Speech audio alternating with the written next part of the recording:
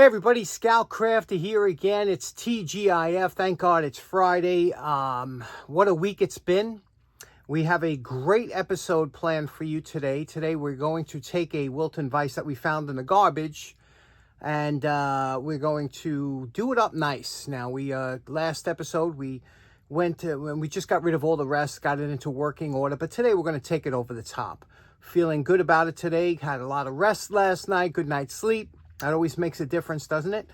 Anyway, let's get started right away. I think we're in for a great episode, and we're going to try and focus in on some of the points you don't usually see in a normal vise restoration. Let's get right to it. Okay, for those of you just tuning in, this is the vise we're talking about, and I found this in the garbage. It was a little bit rusted up. It looked like this when I got it, and then we submerged it in vinegar, took all the rust off, shellacked the entire vise. It's all ready to be painted now, but there's a couple things I want to point out. First of all, what we're going to do now is we're going to resurface the top areas here, and a couple things to look at. First of all, let's look at this little area back here. They call this like the anvil area. Now, you always have to be very careful with these. They're really not made for banging on. Although it's a flat surface, it's good for if you got to straighten out a screw or a nail or something light duty. That's what this is made for. It's not by any means an anvil. And especially you have to be careful. This is a cast item. So that means that this area over here, you see right there, that little ledge, that is extremely, you have to be careful over here, because if you bang on this corner, you could break this whole ledge off. And it's not really a good design. You'll see some of the other vices, they grind this down so that it has support. So anything that overhangs, especially when it's cast, is a bad idea. So this is a bad idea. Again, it's made for light duty tapping. Now you can see here, you see the pitting we have, the pitting, the tips and everything like that. That looks bad now, but it's not deep at all. We're going to grind that right off. What we're going to use is a brand new, and I actually like these benchmark abrasives because this company was sending these to a lot of YouTube creators. So in the beginning, and I like to back companies that see YouTube creators as a viable source to demonstrate their products. And this one here is a 40 grit. You can see here 40 grit. Now that's a really aggressive grit, and you'll see a brand new wheel. You'll see how quickly this will rip through that. Same with the jaws. We'll do that. Now this jaws has a little chip here, but we're going to live with that. But I want to make this top nice. We'll do that. But lastly, I want to show you one thing that's very interesting. You see this area here? That area right there is JB Weld from the factory. Sometimes when you have a casting, what happens is there's a void. Here's another one. You can see if you look real close. You see that? That's a void. So what happens is, what are you going to do? Scrap the whole casting because of a little void? No, they take a little JB Weld. They push it in there. They paint it. And Bob's your uncle. But the thing is that a lot of people feel like, oh, you should weld it or something. There's no reason. It's plenty strong enough. This is overly built. So any time you have a small nick, a dent, a scrape, it's fine to use JB Weld or Bondo or anything because it's just cosmetic. It has nothing to do with the structural integrity of the vise unless it's a real big one, and then they would just trash it and, and re-smelt it. So remember that. Don't get all caught up with, welding and trying to get metal in there. If it's a cosmetic thing, JB Weld, just fill it in. We're good to go.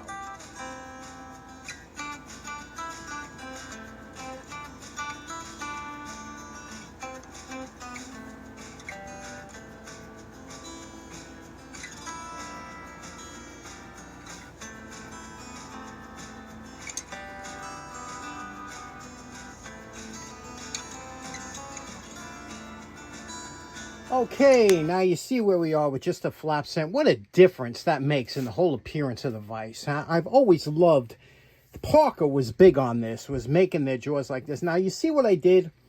I blended the jaw line in with the vise line that you can't even see the separation. And I love that because it makes the jaws seem that much wider. See, the jaws, the line ends right there, but it actually, now it looks like, look at them. And of course you do the sides here, which makes it look, you know, professional. And here, this little, you know, semi-anvil or whatever you call this. But now, if you were going to bang on this, if I was going to modify this vise, let's say I was a jeweler and I use this a lot. What you do is you buy a piece of plate steel, okay? This here is probably 3/16 of an inch maybe or something. Get a piece of plate steel, and you could do it a couple ways. You could literally epoxy it on. It ain't going anywhere because you're going to be banging down on it. So you could use like an epoxy or something to put it on there and tap on this. And then if you wanted to remove it, you can heat it up and it'll come right off. But or you could, you know, drill and tap it in the corners whatever you wanted to. But this would be and you could cut it to different sizes, but this would be an ideal tapping area that you wouldn't have to worry about chipping or banging into this, because cast is traditionally brittle. And again, it's made for light tapping and things like that. You'll never see a machinist wailing on this. And even worse, you'll see people hitting on this thing. If it don't have this, they'll bang on the slide, which is the worst thing you could do. But now what we're going to do, we have it looking good. Now, you got to remember, whenever you take a little bit of material off here, it always gives you a sharp edge. Never avoid those sharp edges. Take a worn disc, and here we're going to use, this is a worn disc here, you can see. And we're going to chamfer these edges here so there's no sharp edges when you touch the vise or something. And all the way around, we'll chamfer it. And then what we're going to do is, you see on the side here, we're talking about these built-in embellishments they have. Well, we're going to take the vise apart and we're going to run the flap sander over this and give this a shiny appearance to make it jump. Same with the Wilton, you know, that's what we're going to do now. Now we're having fun. One other thing I want to point out, this is a shoulder bolt that's on here. It can only be tightened so far down to let this swivel. And then this part here, this attaches, there's a regular carriage bolt that goes in here, and that's what holds it down tight. But this can only get tightened so much. But what happens is sometimes these get tightened down and they're kind of frozen in there and hard to get off. Now you'll notice that large slot that's in there, that bolt slot. Now normally you would take the biggest screwdriver you have, and unfortunately, you know, when you get these screwdrivers, the bigger the tip, the longer the screwdriver and whatnot. But now even this, look at that, it gets swallowed up. That's not a good fit in there, right? So the perfect thing for this particular vise is this here, and this is called a drag link socket. And this is meant for tightening up the drag links on vehicles. And although I've never used one on a vehicle, it is perfect because you find these every once in a while. And, you know, you said, what are we going to use it for? Look at this. I mean, how great is that? You put your socket on here. This one was a little bit tight getting off when I had to take it off. And I remembered I had this drag link socket. And I said, well, look at this. How perfect is that? Just put this in here like this. Give it a turn. Once you give it a turn or two and loosen it, you know, free it up, it'll come free easily. But that's one thing to keep in mind. This drag link socket, really good for items like this, where you have that big slot. I mean, unless there's a special tool, I can't even imagine, but this is a perfect tool for that. And this is what I was talking about, shoulder bolt. You see that? That's the shoulder on there, and that's as far as it'll go down. That's important. You might have to make one of these if you don't have one.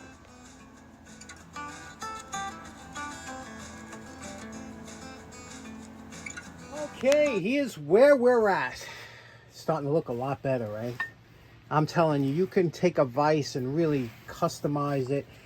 Check out that. Look at that. Doesn't that look much better with that that embellishment, that casting stripe, and the letters popped out like that? I just think it does, you know? And then we'll just paint the rest of it. And took that little anvil section around the edges, chamfered all the edges. Again, it's not a mirror shine, you can see here, but it's nice. A cast is, you know, what it is. And here's the important part. See, now we got it working. Look. See that? How nice and easy that slides in and solid. That's what you want, because now when you put your drawbar in, it's going to just be so easy to do. Here's the other side here. Okay. Now what we're going to do is we're going to put some kind of paint on it. I don't know. What do you think? I know you all screaming the color that you'd like, but we'll see what we can do. Okay, so now we want to tape this stripe here so that we're not painting over it. Now, we're just going to put the majority, we want to cover the majority. The rest we'll wipe off with lacquer thinner after we paint it, you know, to make sure. But right now what we're going to do is we need a thin piece of tape. It's ideally if you have a bunch of different widths of tape, that's great. I don't. I buy it in the standard 3/4 inch. So if you want to cut it, take a piece of wax paper, lay out a piece of tape on there. Now I just eyeballed the center here. I eyeballed it and put a little mark here and a little mark on both centers, right? And then what you do is you take your straight edge, a steel straight edge, put it on the center, right on the marks, right? Both marks that you have there. Press down. Take a sharp blade. Here I'm using a single edge. Run it down the middle of the, here we go. Run it down like that. And then when you peel this up, here you'll have a thin piece that didn't lose its adhesion because you put it onto the wax paper. And then we could transfer that right over to here, you see? And that's how, you know, that's how you get the kind of custom width that you need, poor man's way. Okay, now that we have most of the vise taped up, and now we want to do these letters because we don't want these letters to have paint on them. But we can't tape each one. That would be just tedious. I don't have the patience for that yet. So now what I do is take a Q-tip, a cotton swab, and put some Vaseline on it. And, you know, work it back and forth so the Vaseline's in there. And then just gently apply a coat of Vaseline onto each letter, okay? Just like this. And the reason we do this now, and just the top. Now, the reason we do that is what we're going to spray the whole vise and everything, but eventually we're going to try and scrape that paint off. That's why we hit it with the sander, because it was very porous and the paint wouldn't come off. So now by having it like this, we can get most of the paint off if we can. We're going to try. And this will act as a release for the paint. You know, that little bit of Vaseline on there. And again, just put it around on the tops of the numbers. That's it. Or letters. And then later on I'll show you, we'll try and scrape that paint off once we paint it. Hopefully it'll come off. Now the last thing we're going to do before we spray this is we're going to take some lacquer thinner. Okay, just a little bit of lacquer thinner. And I'm using a lacquer paint. That's why I'm using lacquer thinner. And what we're going to do is we're going to wipe down any area. Now remember, we've been touching this with our hands, so we might have some hand oil and things like that. And you'll see it comes up. You see a little bit of dirt come up there. So we're going to wipe down the whole vise using the lacquer thinner. That dries almost instantly. Wipe it down, and then we're ready to put our initial coat on. I don't use a primer because I'm going to use a 2-stage paint, and the first stage is a silver and the second stage will be a clear, colored clear. So the silver will act as a primer. But so wipe the whole thing down, all the areas, and don't hit the Wilton because you just covered that with Vaseline. So just everything out, just wipe it down. Now, you know my favorite part. Remember initially what this vise looked like when we first found it in the garbage, all rusty and crudted up. And then we took all the rust off and cleaned it up and shellacked it. And that brought us to today's episode. And we're calling this project done. Wow. How'd this come out, huh? You know, I had all intentions of doing this in a green because my buddy Brian McGuire said, you know, that would look real nice in a green. And I pulled out the green, although I didn't have enough paint in the can. And I said, if I start spraying this and I run out of paint, I'm in trouble. But I always have enough red. For some reason, I have enough red. So I did this in a candy red. And you could see, oh, this came out so good. It just came right off with your fingernail, the paint on that Wilton. Obviously here, the top is all nice and the jaws look good, except, you know, there's that little area over there. I might make a pair of brass soft jaws and just make this a soft jaw vise, but look at this. Just beautiful, huh? And it just goes to show you, you know, how manufacturers could make this and put this out like this, but they just, you know, after they make the vise, they give it they slap on some paint. You see how crappy the paint is on these things. And, you know, enhancing this beautiful. Now, whoever designed this vise, this is what they had in mind. They didn't have, you know, just slobber on some paint. And so there we go. Candy apple red, Wilton. Just an absolutely beautiful vise, right? Love that color. And something you'd be proud. Let me show you a couple things about this vise. Now, as you know, I put this on all my vices on a board. This, like, I can always put it anywhere. A couple clamps, and you have an instant vise wherever you'd like. Now, everything has been lubricated. I used a special, it must be 30 or 40 years old, this lithium grease my dad had that is just so good. Let me show it to you. Okay, this is it. It's called Vise, and it looks like from the 70s, right?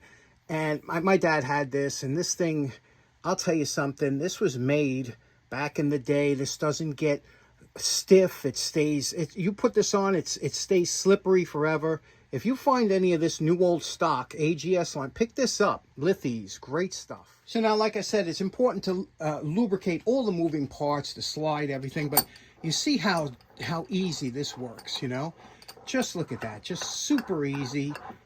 You couldn't ask for an easier operating vise. Now, when you tune it up correctly, let me show you one other thing to look for if you're buying a vise. Now, one thing to show good quality of a vise is how much the vise cocks, which means how much it'll tilt when you put something in the vise. So you take something, you know, something hard like a punch or something, and put it in one corner of the vise here, and then tighten it down, okay? Now, when you tighten this down, you should have very little cocking of the rear jaw. And that's what shows a good slide and a good quality vise. Now, if you put this in here, I have vices that if I put that in there, this side would be closed. But that's just one indication. Now, you know, you shouldn't really put too many things in a corner here because it's preferable to put anything in the middle of the vise. But sometimes we're cutting something short, and you're always going to put it in the corner. And, you know, that's the way we operate. So that's why a good heavy-duty slide is important. Lastly, I want to point out that the small details, like, you know, polishing this line down here, this stripe that they put down there, that casting embellishment, and also the sides of the vise, it makes a huge difference, you know, and even the side here of the anvil makes a huge difference in the appearance of the overall vise when it's finished. Now, as you know, my favorite projects are those that are considered junk tools, or tools that are thrown away or discarded, and bringing them back to something that somebody would enjoy using or having. So I hope you enjoyed this one as much as I did. Thanks so much for tuning in. Hope you have a great weekend. Take care now. Bye-bye.